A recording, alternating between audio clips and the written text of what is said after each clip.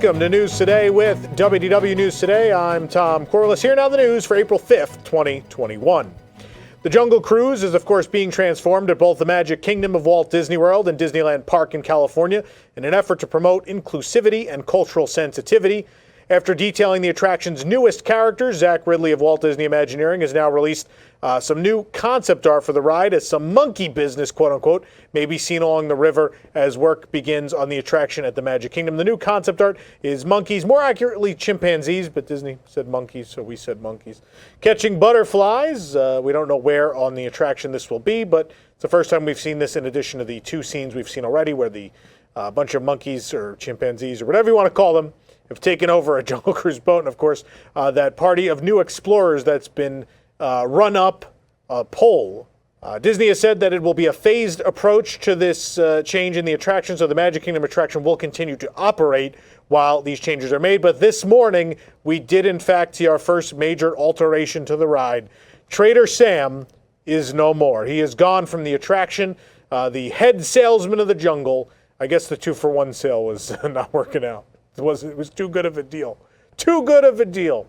But yeah, our Jungle Cruise skipper this morning did not acknowledge his absence, and he is gone. We do not assume he will return. We don't know. Disney has not mentioned his removal in any way, shape, or form. It's worth mentioning Disney has said there are no plans to change or rename the bars, Trader Sam's Grotto, nor Trader Sam's Enchanted Tiki Bar at Disney World and Disneyland resorts. So this is probably things some people saw coming, but nonetheless, Disney never said it was going to happen.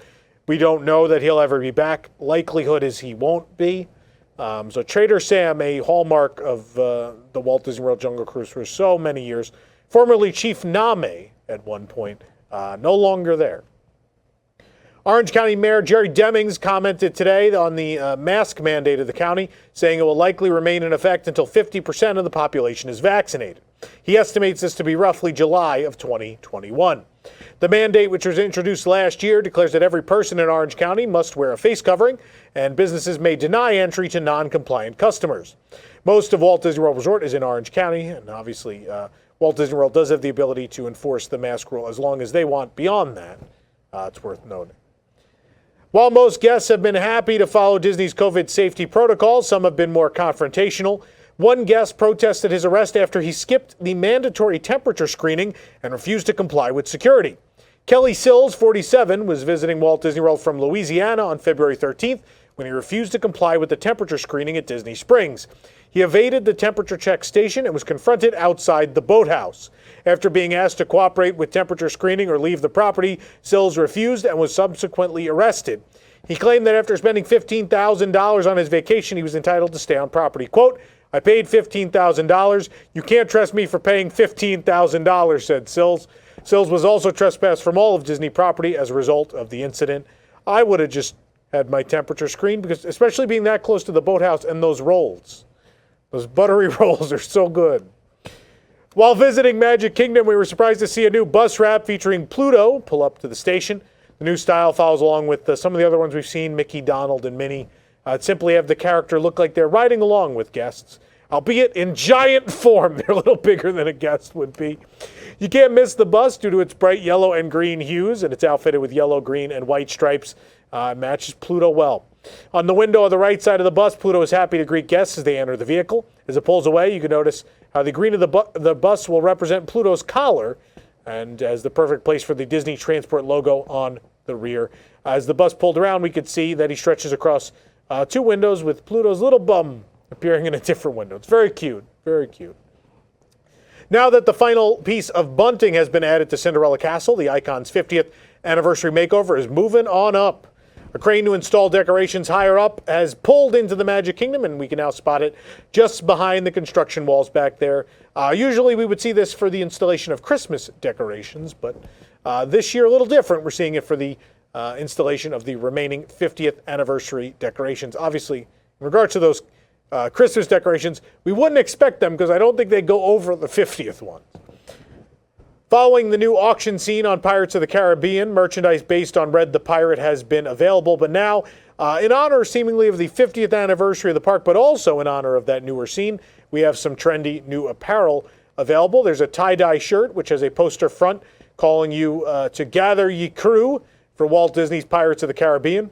Vintage art evokes art from both coasts from 1967 to 73, but specifically calls out Walt Disney World since it mentions Caribbean Plaza, a rarity in merchandise. Closer look at the graphic. It's a detailed sketch of the new auction scene with red, and it says Caribbean Plaza established 1973. That's when the Walt Disney World version opened. The pants are the same tie-dye print and have the rounded, older version of the Pirates of the Caribbean logo.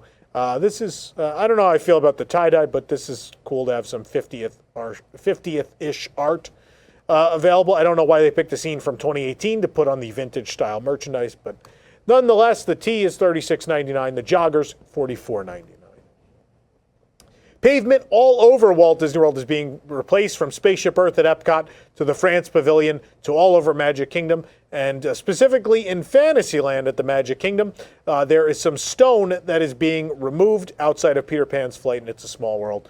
The stone circles a drain area, but it looks like they are indeed replacing the stonework with just flat pavement. This was a big story on the site today. People were sad about the loss of the stone. But nonetheless, yeah, it looks like they are starting to remove that stone. Part of the preparations getting the park ready for the 50th birthday in October. Sawyer Island at the Magic Kingdom reopened in February after an extended refurbishment. However, several areas of the island were closed.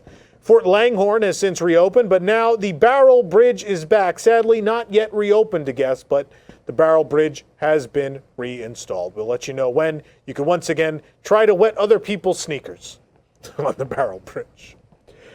Mouse Gear continues to operate from its temporary... Sorry, I'm still laughing about the Barrel Bridge. But Mouse Gear continues to operate from its temporary location, but more progress has been made on the new permanent home. In fact, window covering was taken down, and we got a peek inside. In fact, we could see these Communicore-esque ceiling lights that are now hanging and look to be just about complete. Of course, the Communicore buildings had skylights, so these aren't quite skylights, but in shape and function, they do replicate them a little bit. The new Mouse Gear does not have a set opening date yet, but it does look like they're working pretty fast. Maybe by the summer we'll have a new Mouse Gear open. That being said, the work next door, the new electric umbrella, and the new Club Cool, those are going to take a little while longer. Last October, Disney officially took over ownership of the Morocco pavilion at Epcot, which had been struggling financially under third-party management. Since then, Disney has been changing elements of the pavilion, taking over Spice Road Table, adding a new menu, adding props throughout the pavilion, putting a snack cart in the back and with a little seating area. But now construction walls have been erected, blocking off the back half of the pavilion. Some scaffolding is visible. The scaffolding is around, I don't know how best to phrase this, a suggestive photo op that has been available. There's a chimney of a certain particular shape that guests would like to take pictures with, and that is now covered with this tarp and scaffolding, which would lead us to believe it is going to be removed. Obviously, Restaurant Marrakesh is no longer accessible. It's also been closed all this time. But nonetheless, this scaffolding is particularly around this one thing, and it seems all but confirmed that this very popular photo op, is all I can say, is going to be removed. But we'll let you know as the work progresses what's happening. Guests cruising through the greenhouses of Living with the Land can discover the history of farming, new agricultural techniques, and find fruits and vegetables aplenty from around the world. However, we discovered something a little different about the boat tour recently. In fact, there's a bunch of scaffolding up. We assume they're fixing the ceiling in here. We don't really know what they're doing, but upon entering one of the greenhouses, guests are met with a Dream Builder sign with a quote from Walt Disney saying there's enough land here to hold all the ideas and plans we can possibly imagine. Yet we have to put Mickey and Minnie's Runaway Railway over the Great Movie Ride. Right? That's not on the sign. I'm paraphrasing. But it is indicating that refurbishment work is being done. Again, exactly what's being done with this scaffolding, we're not sure. But the ride remains open through all of it. Aloha, just in time for summer, a new crop of tropical-themed shirts has arrived at Walt Disney World. The collection includes a t-shirt, long sleeve, and a button-up shirt. Head on over to our website to check them all out. When the 2021 Taste of Epcot International Flower and Garden Festival started on March 3rd, the Spike's Pollination Exploration Scavenger Hunt began as well. The prizes for that scavenger hunt were a series of plates featuring different characters, but those are now gone, replaced with new prizes. They are tumblers. We have tumblers. So far, 2 of them are out. We're still waiting on Minnie Mouse and the Orange Bird, but for the time being, you could choose between Spike the Bee, and I dare you at home who don't watch News Tonight, who do watch News Tonight, to not sing the Spike the Bee song from our show. But there's also Figment. Very, very cool. These are now available. Again, those other 2 tumblers will be available soon as the prizes for the Spike the Bee Pollination Scavenger Hunt. A gate leading to a backstage area that has been used to house a physically distanced queue as of late for Millennium Falcon Smuggler's Run and Star Wars Galaxy's Edge is now blocked off with a themed scrim. This is actually work connected to the Star Wars Galactic Star Cruiser Hotel. You see, when guests are staying at that hotel, there will be a themed transport, a very highly themed bus that will pick them up, offering a seamless transportation to the park, all in-story and in-world. But it will need an immersive place to drop guests off. Well, this is where they'll do it, at this gate right next to First Order Cargo on Batuu in Galaxy's Edge. So work has begun. Even though Disney told us originally that the hotel would open this year, they've been quiet the last few months, but nonetheless, very visible work taking place. For Tampa Bay Buccaneers quarterback Tom Brady, the celebratory fun following the team's Super Bowl victory hasn't stopped, and Monday, it rocketed into an entirely new orbit when he visited Star Wars Galaxy's Edge at Walt Disney World. It was a much-anticipated visit by Brady, who starred along with teammate Rob Gronkowski in the iconic I'm Going to Disney World commercial after the Super Bowl. Brady was named the game's MVP after leading the Bucs to victory over the Kansas City Chiefs. Immediately after the game, Brady pronounced he was going to Disney World. When was the question? Well, on the Easter weekend, he finally did make it, and he got to see Galaxy's Edge, experience Star Wars Rise of the Resistance, and build a lightsaber at Savi's workshop. And he even drank blue and green milk, supposedly, although I somehow doubt it. That's what Disney said. They said he had it. I don't know if you subject celebrities to that, but Tom Brady finally visited Disney World. It's been a while since we heard anything about Reflections, a Disney lakeside lodge. There have been rumors since last year that construction of the resort was stalled or canceled, but now a new permit pretty much confirms that. The permit is to remove office trailers from property. These are construction offices that are being removed, which would mean you're not planning on doing construction.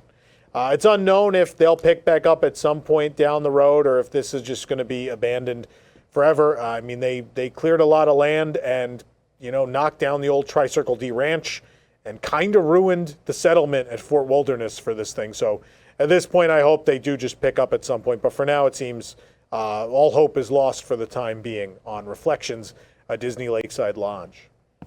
The Mara at Disney's Animal Kingdom Lodge, which reopened during the holidays, has remained open for breakfast only, but now it is back for dinner, finally. The Savannah-inspired quick-service restaurant will be open daily at least through the end of April, from 7:30 a.m. to 11:30 a.m. for breakfast, and then from 4 p.m. to 9 p.m. for dinner. The dinner menu includes cheeseburgers, flatbreads, and sandwiches. A lot of the old menu is back, and the Mara's always a good place to grab a bite, so check it out. Though Disney's Wilderness Lodge Resort will not be reopening to regular guests until June 6th, Disney has finally given us a look inside the newly refurbished rooms that will be available when the resort reopens.